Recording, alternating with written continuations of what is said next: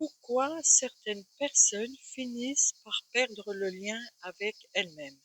Il y a des personnes qui continuent à fonctionner parfaitement. Elles travaillent, elles gèrent leur quotidien, elles répondent aux besoins des autres, elles prennent des décisions, elles avancent. Et si vous les regardez de l'extérieur, vous pouvez même penser qu'elles vont plutôt bien, parce qu'elles sont là, elles assument, elles continuent de faire ce qu'il y a à faire. Et pourtant, intérieurement, parfois, quelque chose s'est progressivement éloigné. Elles ne savent plus ce qu'elles veulent. Elles ne, elles ne savent plus identifier ce qu'elles ressentent. Elles ne savent parfois même plus vraiment ce qui leur fait du bien.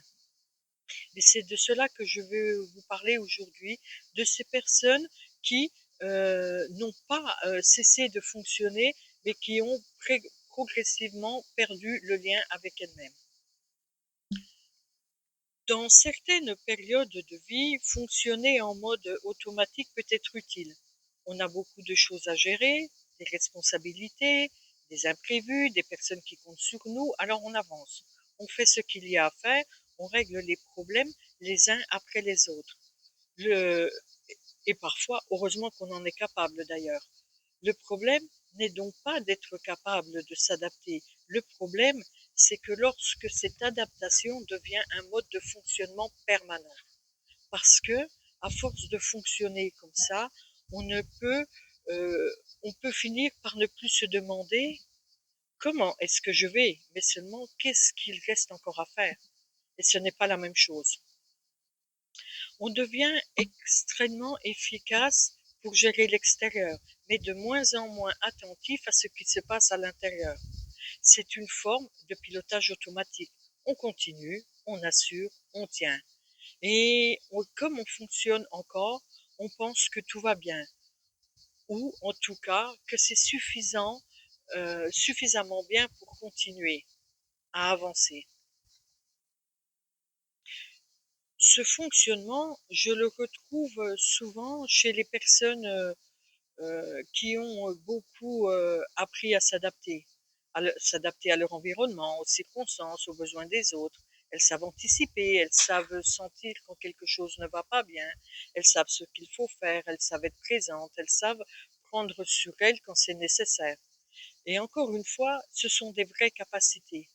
Le problème n'est pas d'être tourné vers les autres, loin de là. Le problème apparaît que quand on est tellement tourné vers les autres qu'on finit par ne plus savoir revenir vers soi. Parce qu'à force de se demander de quoi les autres ont-ils besoin, on peut finir par ne plus savoir répondre à une question beaucoup plus simple. Et moi, de quoi ai-je besoin? Et parfois, cette question devient même inconfortable.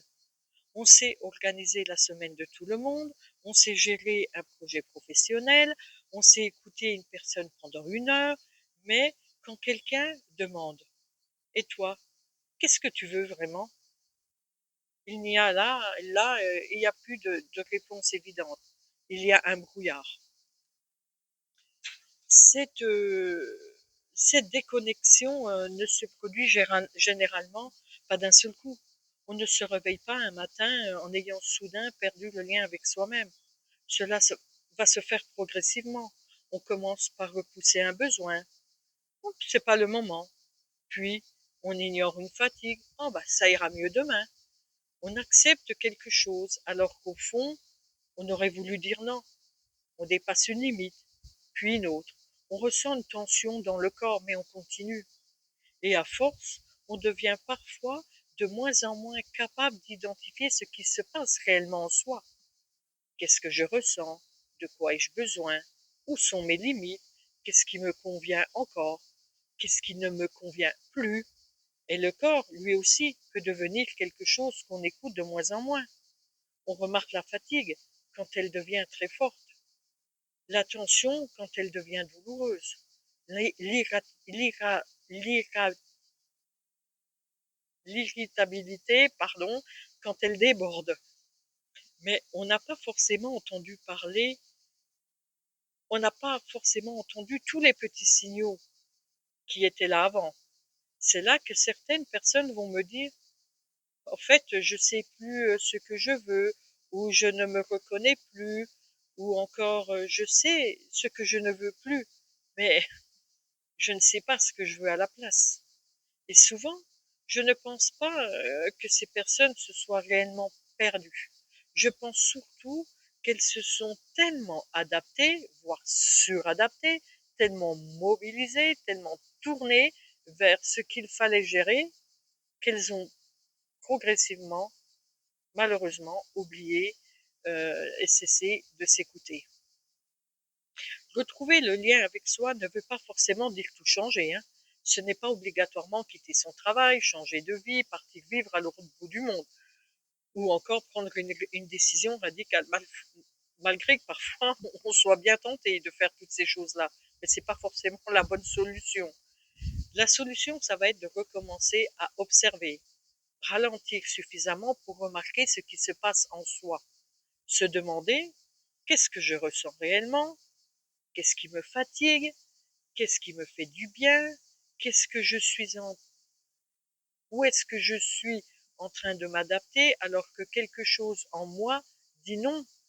Et je sais que cela peut paraître très simple, mais pour une personne qui a passé des années à être tournée vers l'extérieur, ce n'est pas toujours simple du tout. Il faut parfois apprendre, réapprendre à ressentir, à observer, à comprendre ses réactions, à écouter les signaux du corps, à reconnaître ses besoins avant d'arriver à saturation. C'est aussi pour cela que dans mon travail, je parle beaucoup de compréhension du fonctionnement.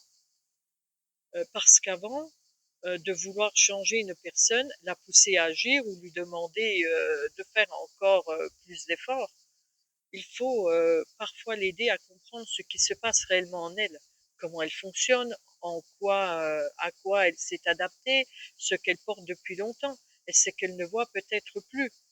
Parce que lorsqu'on commence à mieux se comprendre, on peut progressivement faire des choix différents, euh, avancer plus sereinement, avancer autrement, et pas contre soi, mais avec davantage de conscience de soi.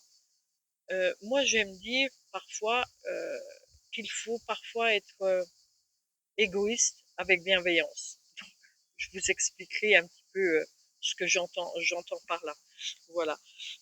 Donc, certaines personnes ne se sont pas perdues d'un coup, elles se sont liées progressivement.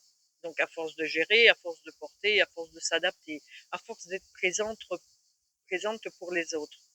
Et peut-être que retrouver le lien avec soi commence simplement là.